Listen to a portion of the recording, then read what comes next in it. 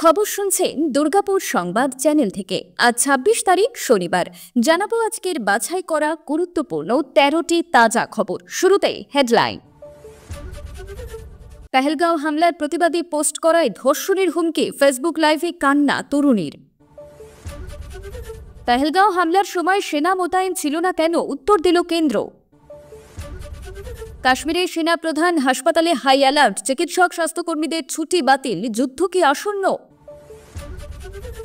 এক ফোঁটাও জল নয় পাকিস্তানকে, হুঙ্কার কেন্দ্রীয় মন্ত্রীর, জানালেন ৩ পরিকল্পনার কথা।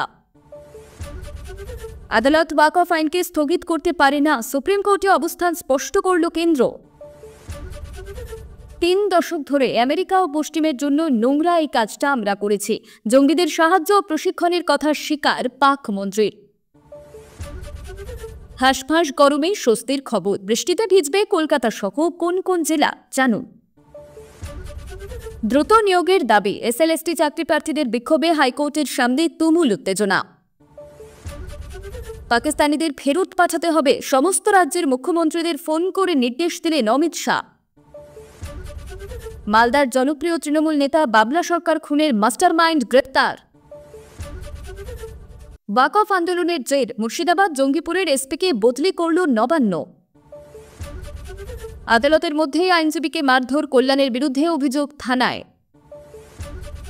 পেহেলগাঁও আবহে ওমর আবদুল্লার বাসভবনে রাহুল, দেখা করলেন আহতদের সঙ্গে। এছাড়াও রয়েছে আরও বেশ কিছু গুরুত্বপূর্ণ খবর। পুরো বিস্তারিত জানতে ভিডিওটি শেষ পর্যন্ত শুনুন। পেহেলগাঁওয়ের বৈশরণ উপত্যকায় জঙ্গি হামলার বিরোধিতা করে সমাজ মাধ্যমে প্রতিবাদমূলক পোস্ট করেছিলেন অশোকনগরের এক তরুণী। তা ধর্মীয় বিদ্বেষমূলক বলে দেগে ধর্ষণের হুমকি দেওয়া হয়েছে বলে অভিযোগ উঠল। বৃহস্পতিবার রাতে অভিযোগের কথা ফেসবুক লাইভে বলতে গিয়ে কান্নায় ভেঙে পড়েন তিনি। সেই ভিডিও ভাইরাল হতেই জোর শোরগোল পড়ে গিয়েছে। অশোকনগর থানায় এ নিয়ে তরুণী অভিযোগ দায়ের করেছেন। রাতে তদন্তকারী অফিসাররা দফায় দফায় তার বাড়িতে যান।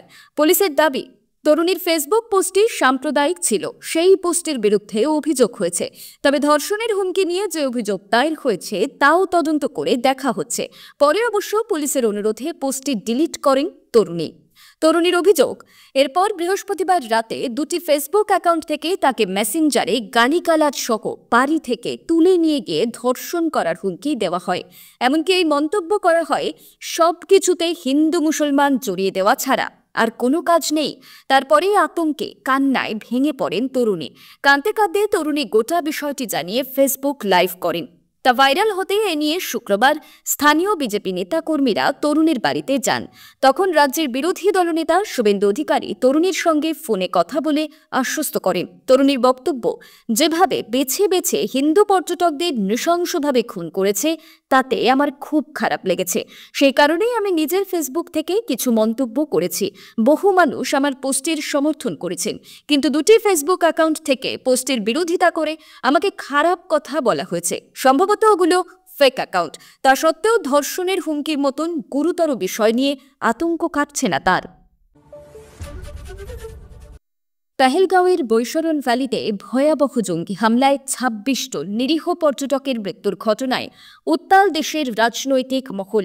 এই পরিস্থিতিতে প্রতিরক্ষা মন্ত্রী রাজনাথ সিং এবং স্বরাষ্ট্রমন্ত্রী অমিত শাহের আহ্বানে অনুষ্ঠিত হয় সর্বদলীয় বৈঠক। সেখানে বিরোধীরা তীব্র প্রশ্ন তোলে, হামলার সময় কেন এলাকায় সেনাবাহিনী মোতায়েন ছিল না? কংগ্রেস নেতা রাহুল গান্ধীর প্রশ্নের সঙ্গে সহমত পোষণ করেন বিরোধী দলনেতা মল্লিকার্জুন খার্গে এবং আম আদমি পার্টির সাংসদ সঞ্জয় সিং সহ অন্যান্য বিরোধী নেতারা। তারা প্রশ্ন তোলেন, কেন বার্ষিক অমরনাথ যাত্রা শুরু না হলেও পর্যাপ্ত নিরাপত্তা ছিল না বৈশরণ এলাকায়? কেন্দ্রীয় সরকার এই প্রশ্নের উত্তরে জানায়, অমরনাথ যাত্রার আগে সাধারণত বৈশরণ এলাকায় সেনা মোতায়েন থাকে না এবং স্থানীয় ট্যুর অপারেটররা সরকারি অনুমতি ছাড়াই 20 এপ্রিল থেকে পর্যটকদের সেখানে নিয়ে যেতে শুরু করেন। ফলে প্রশাসনের কাছে আগাম কোনো সতর্কবার্তা ছিল না। বিরোধীরা আরও প্রশ্ন তোলে, ভারতের যদি জল সংরক্ষণের ক্ষমতা না থাকে তবে কেন সিন্ধু জলচুক্তি স্থগিত করা হলো? কেন এই প্রসঙ্গে ব্যাখ্যা দেয়, এই সিদ্ধান্ত তাৎক্ষণিক কোনো পরিবর্তনের উদ্দেশ্যে নয়, বরং একটি কৌশলগত বার্তা পাকিস্তান ও বিশ্বকে জানিয়ে দেওয়া ভারতের প্রতিক্রিয়া কতটা কড়া হতে পারে। প্রতিরক্ষা মন্ত্রী রাজনাথ সিং বৈঠকের শুরুতেই বর্তমান নিরাপত্তা পরিস্থিতি তুলে ধরেন এবং ইন্টেলিজেন্স ব্যুরোর প্রধান তপন ডেকা পেহেলগাঁও হামলার ঘটনার বিস্তারিত উপস্থাপন করেন। বিভিন্ন দলের প্রতিনিধিরা এই বৈঠকে অংশ নেন। জেপি নাড্ডা, সুপ্রিয়া সুলে, প্রফুল্ল প্যাটেল, রামগোপাল যাদব, তিরুনি শিবা সহ আরও অনেকে। প্রচণ্ড গরমে হাঁসফাঁস অবস্থা বঙ্গবাসীর। চাঁদি ফাটা রোদের তেজে অস্বস্তিতে অবশেষে এলো স্বস্তির পূর্বাভাস। রবিবার থেকে বৃষ্টি নামতে পারে। বৃষ্টি নামলেও এক্ষুনি গরম থেকে রেহাই নেই। গরম ও অস্বস্তিকর আবহাওয়া কলকাতা সহ দক্ষিণবঙ্গের সব জেলায়। আগামী শনিবার পর্যন্ত তাপমাত্রা একই থাকলেও সোমবার থেকে নিম্নমুখী হতে পারে পারদ, এমনটাই জানিয়েছে আবহাওয়া দপ্তর।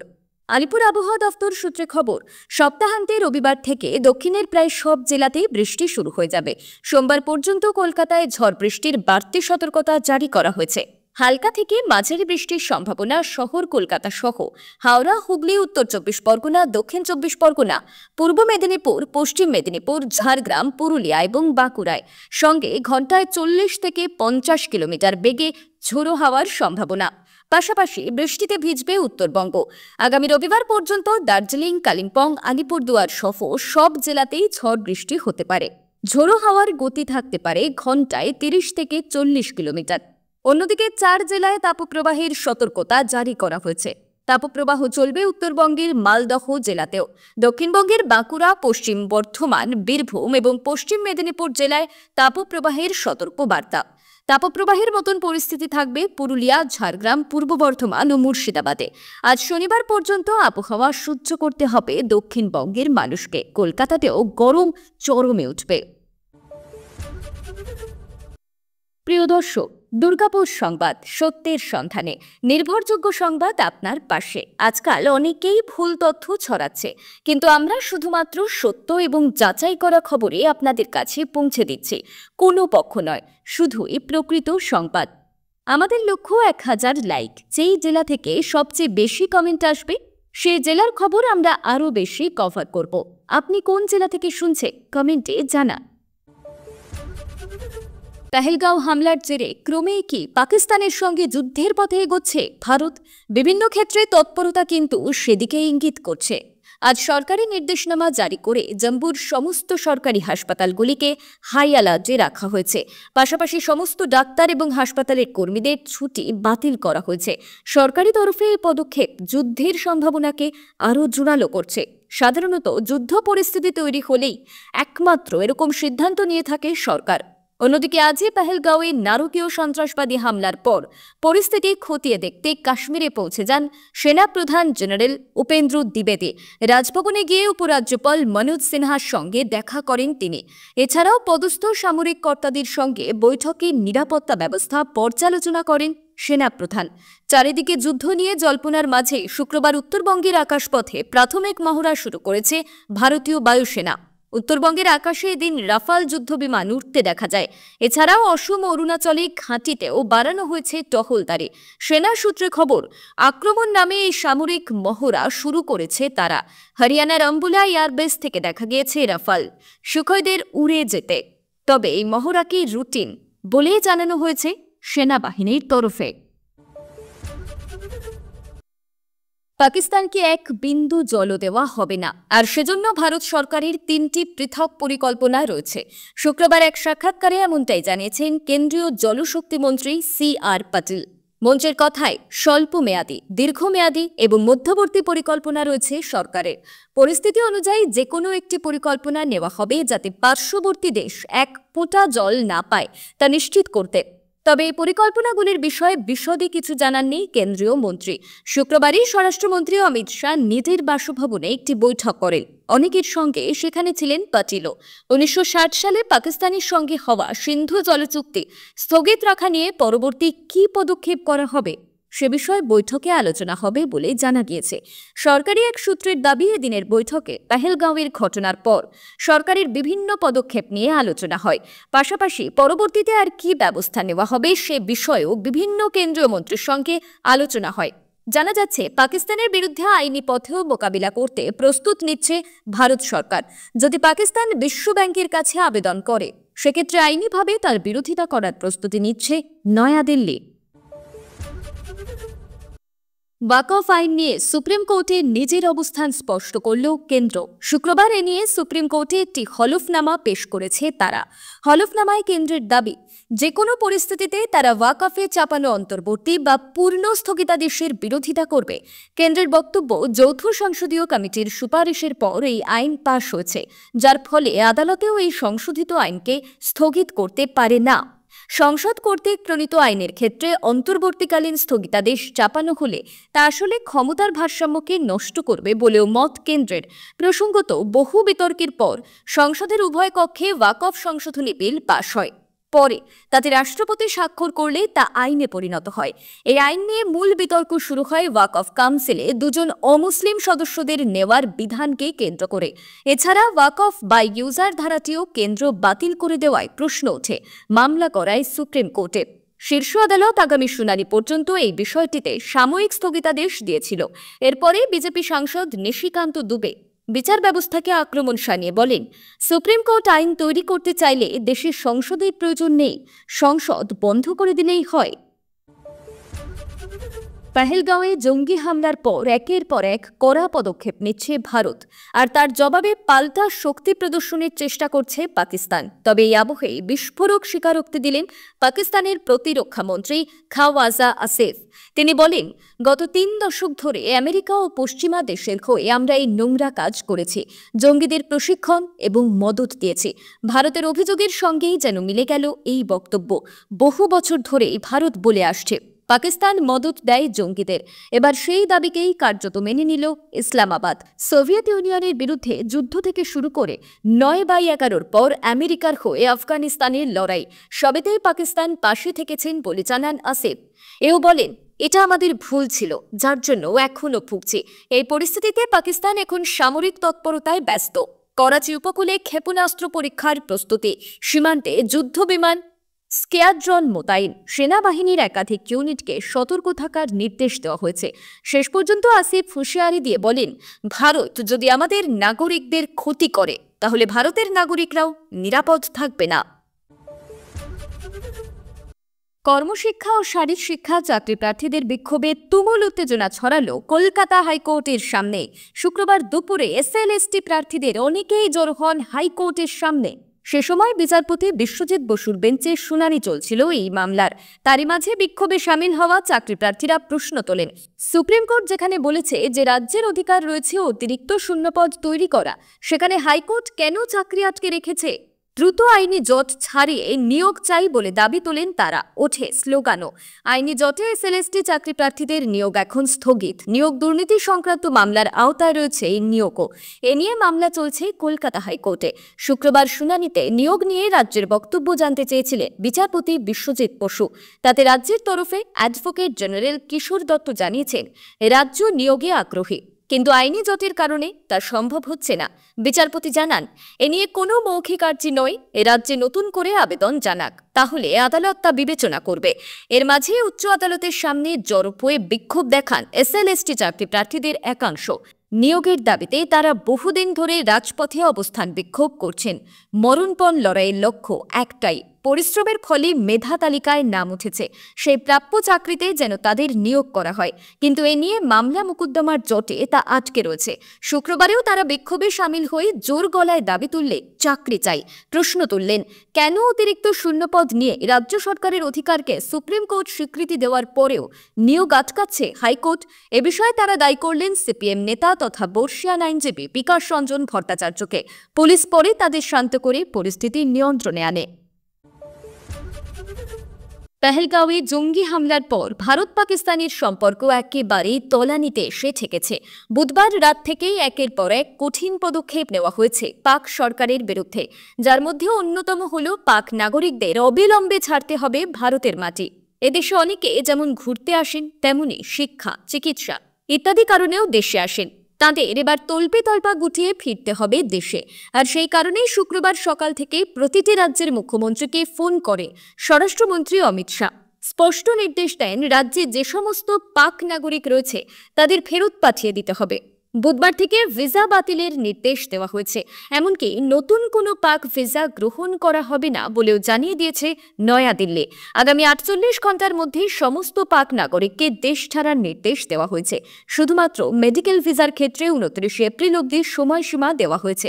যদিও লং টার্ম ভিসা এবং হিন্দু পাকিস্তানিদের ক্ষেত্রে নরম মনোভাব দেখিয়েছে বিজেপির সরকার, কারণ একমাত্র তাদের ক্ষেত্রেই এই নিয়ম প্রযোজ্য নয় বলে বৃহস্পতিবার বিদেশ মন্ত্রকের তরফে জানানো হয়েছে। সূত্রের খবর, এই নির্দেশ পাওয়ার পরে পশ্চিমবঙ্গ সরকার তৎপরতার সঙ্গে কাজ শুরু করে দিয়েছে। তবে কলকাতা গোয়েন্দা বিভাগের তরফ থেকে ইতিমধ্যে বৈধ ভিসা নিয়েছে এই রাজ্যে রয়েছে তাদের চিহ্নিত করার কাজ শুরু হয়েছে। তবে কলকাতায় 30 মতন এমন পাক নাগরিক রয়েছেন যাদের লং টার্ম ভিসা বা এলটিভি রয়েছে এবং এদের মধ্যে অধিকাংশই গৃহবধূ। ফলে তাদের ক্ষেত্রে কি হবে সেই নিয়ে কেন্দ্রের সঙ্গে আলোচনা চলছে রাজ্য সরকারের।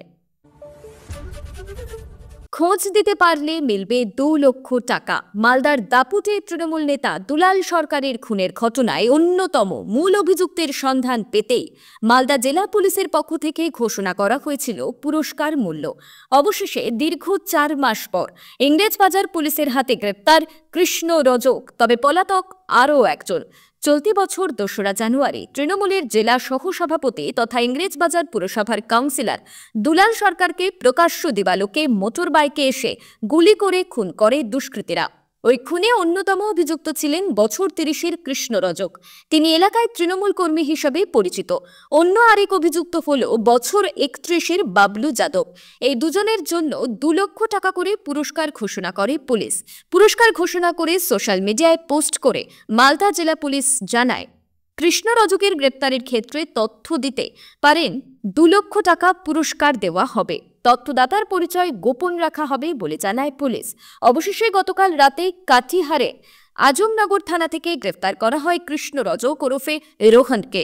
শুক্রবার ধৃতকে 10 দিনের পুলিশি হেফাজতের আবেদনে মালদা জেলা আদালতে পেশ করা হয়েছে। তবে এখনও পলাতক বাবলু যাদব। কৃষ্ণ রজক গ্রেফতার হওয়ার পর দুলাল সরকার খুনে মোট ধৃতের সংখ্যা দাঁড়ালো 8 জন। ওয়াকফ সংশোধনী আইনের বিরোধিতায় সংখ্যালঘুদের আন্দোলনে সম্প্রতি উত্তপ্ত হয়েছিল মুর্শিদাবাদ জেলার বেশ কয়েকটি এলাকা। ভয়াবহ আকার নিয়েছিল জঙ্গিপুর, সুতি, ধুলিয়ান, শামশেরগঞ্জ। প্রাণ গিয়েছে 3 জনের। বহু মানুষ ভিটি মাটি ছেড়ে নদী পেরিয়ে রাতারাতি আশ্রয় নিয়েছিল মালদা জেলার বৈষ্ণবনগরে। পরিস্থিতি মোকাবিলায় তলব করা হয় আধা সেনা। ওই পরিস্থিতি কিছুটা স্বাভাবিক হতেই মুর্শিদাবাদ ও জঙ্গিপুরের পুলিশ সুপারকে বদল করল নবান্ন। শুক্রবার এ ব্যাপারে নবান্নের তরফে বিজ্ঞপ্তি জারি করা হয়েছে। মুর্শিদাবাদে ওয়াকফ আন্দোলনের জেরে এই বদলি কিনা তা নিয়ে বিভিন্ন মহলে কৌতূহল তৈরি হয়েছে। যদিও নবান্নের দাবি এটি রুটিন বদলি। জানা গিয়েছে মুর্শিদাবাদের পুলিশ সুপার পদে ছিলেন সূর্যপ্রতাপ যাদব। তাকে পাঠানো হলো কোচবিহারের নারায়ণী ব্যাটালিয়নের দায়িত্বে। একইভাবে জঙ্গিপুর পুলিশ জেলার এসপি আনন্দ রায়কে বদলি করে দায়িত্ব দেওয়া হলো সালুয়া EFR এর 3rd ব্যাটালিয়নের। এই দুজনে দায়িত্ব পেলেন তুলনামূলক কম গুরুত্বপূর্ণ পদে। মুর্শিদাবাদের সূর্যপ্রতাপের জায়গায় এসপি পদে এসেছেন রানাঘাটের এসপি কুমার সন্নি রাজ। জঙ্গিপুর পুলিশ জেলার এসপি করা হলো অমিত কুমার সাউকে। তিনি কলকাতা পুলিশের ডিসি টিপি পদে ছিলেন। রানাঘাটের এসপি পদে পাঠানো হয়েছে আইবির আশিস মৌর্যকে। ব্যারাকপুরে পাঠানো হলো কোচবিহারের নারায়ণী ব্যাটালিয়নের বর্তমান আধিকারিক অংশুমান সাহাকে। মুর্শিদাবাদ ও জঙ্গিপুরে ওয়াকফ আইন বিরোধী আন্দোলনে পরিস্থিতি পুলিশের হাতের বাইরে চলে গিয়েছিল। পরিস্থিতির মোকাবিলায় পুলিশ ব্যর্থ হওয়ায় ডাকতে হয়েছিল আধা সেনা। পুলিশের ভূমিকা নিয়ে প্রশ্ন ওঠে। এই কারণে গোষ্ঠী সংঘর্ষ হওয়া 2টি এলাকার 2 পুলিশ সুপারকে বদলি করা হয়েছে বলে মনে করছে জেলাবাসী। তবে প্রশাসনের দাবি এটি রুটিন বদলি। এর মধ্যে অন্য অর্থ খোঁজা সঠিক নয়। কলকাতা হাইকোর্টের আদালত কক্ষে তৃণমূল সাংসদ এবং প্রবীণ আইনজীবী কল্যাণ বন্দ্যোপাধ্যায়ের বিরুদ্ধে মারধরের অভিযোগ তুললেন আরেক আইনজীবী অশোক কুমার নাথ। বৃহস্পতিবার বিচারপতি তপব্রত চক্রবর্তী এবং বিচারপতি ঋতব্রত মিত্রের বেঞ্চে 11 নম্বর আদালত কক্ষে ঘটে ঘটনাটি। আক্রান্ত আইনজীবীর দাবি, আদালতের মধ্যেই কল্যাণ সৌগত রায়কে নিয়ে কটূক্তি করছিলেন। তিনি বাধা দিলে কল্যাণ ক্ষেপে গিয়ে তাকে মারধর করেন। অশোকবাবুর অভিযোগ, কল্যাণ তার কলার ধরে মুখে ঘুষি, কিল এবং লাথি মারেন। এমনকি মুখে রক্ত বের হয়। পরিস্থিতি এমন হয়ে দাঁড়ায় যে অন্যরা এসে তাকে বাঁচান। তার দাবি, আমি সৌগত রায়ের সমর্থক, তাই আমাকে সৌগতের চামচা বলে গালিগালাজ করেন কল্যাণ। ঘটনার পর তিনি হেয়ার স্ট্রিট থানায় লিখিত অভিযোগ দায়ের করেন এবং আদালতকেও বিষয়টি জানান। এদিকে কল্যাণ বন্দ্যোপাধ্যায় সমস্ত অভিযোগ অস্বীকার করেছেন। তার পাল্টা দাবি, ওই আইনজীবী তৃণমূল নিয়ে অবমাননাকর মন্তব্য করছিলেন। আমি শুধু তাকে সরিয়ে দিয়েছি। বিজেপির লোকজন পরিকল্পিতভাবে আমাকে ফাঁসানোর চেষ্টা করছে। তবে এই ঘটনার জেরে ফের সামনে এলো কল্যাণ সৌগত দ্বন্দ্ব। বহুবারে দুই নেতার মধ্যেকার মতানৈক্য প্রকাশ্যে এসেছে। এবার সরাসরি আদালত কক্ষে হাতাহাতির অভিযোগে দলের অন্দরে অস্বস্তি তৈরি হয়েছে। শুক্রবার সকালে পেহেলগাঁও পৌঁছলেন কংগ্রেস নেতা রাহুল গান্ধী। দেখা করলেন জঙ্গি হামলায় আহতদের সঙ্গে, আশ্বাস দিলেন পাশে থাকার, সঙ্গে প্রশংসায় ভরালেন হাসপাতালের চিকিৎসক এবং স্বাস্থ্যকর্মীদের। এদিন পেহেলগাঁও পৌঁছে সেনা হাসপাতালে গিয়ে আহত পর্যটকদের সঙ্গে দেখা করেন রাহুল। তিনি তাদের চিকিৎসার অগ্রগতি সম্পর্কে খোঁজ নেন এবং তাদের পরিবারের প্রতি সমবেদনা জানান। হাসপাতাল সূত্রে জানা গিয়েছে, আহতদের মধ্যে কয়েকজনের অবস্থা এখনও গুরুতর, তবে চিকিৎসকরা তাদের সুস্থ করার জন্য সর্বোচ্চ চেষ্টা করছেন। আহতদের সঙ্গে দেখা করার পর রাহুল বলেন, এই কঠিন সময় আমাদের সবাইকে একসঙ্গে দাঁড়াতে হবে। আহতদের দ্রুত সুস্থতা এবং নিহতদের পরিবারের প্রতি আমার গভীর সমবেদনা রয়েছে। সেনা হাসপাতাল থেকে বেরোনোর পর রাহুল সোজা চলে যান ওমর আবদুল্লার বাড়িতে। সেখানে দীর্ঘক্ষণ তারা বৈঠক করেন। বৈঠক শেষে রাহুল বলেন, পেহেলগাঁওয়ের মতন সংবেদনশীল এলাকায় নিরাপত্তার কোনো ত্রুটি গ্রহণযোগ্য নয়। কেন্দ্র ও রাজ্য সরকারকে একসঙ্গে কাজ করে এই ধরনের ঘটনা রোধে কার্যকর ব্যবস্থা নিতে হবে। অন্যদিকে ওমরের বক্তব্য, এই হামলা শুধু নিরাপত্তার ব্যর্থতাই নয়, আমাদের পর্যটন শিল্পের জন্য একটি বড় ধাক্কা। আমরা পর্যটকদের নিরাপত্তা নিশ্চিত করতে এবং এই শিল্পকে পুনরুজ্জীবিত করতে জরুরি পদক্ষেপ নিচ্ছি। এতক্ষণ খবর শুনছিলেন দুর্গাপুর সংবাদ চ্যানেল থেকে। খবর আজকের মতন এই পর্যন্তই। খবরগুলো আপনার কেমন লাগলো অবশ্যই কমেন্টে জানাবেন এবং নিয়মিত সঠিক খবর শোনার জন্য দুর্গাপুর সংবাদ চ্যানেলটিকে সাবস্ক্রাইব করে রাখুন। দেখা হচ্ছে পরবর্তী ভিডিওতে। ধন্যবাদ।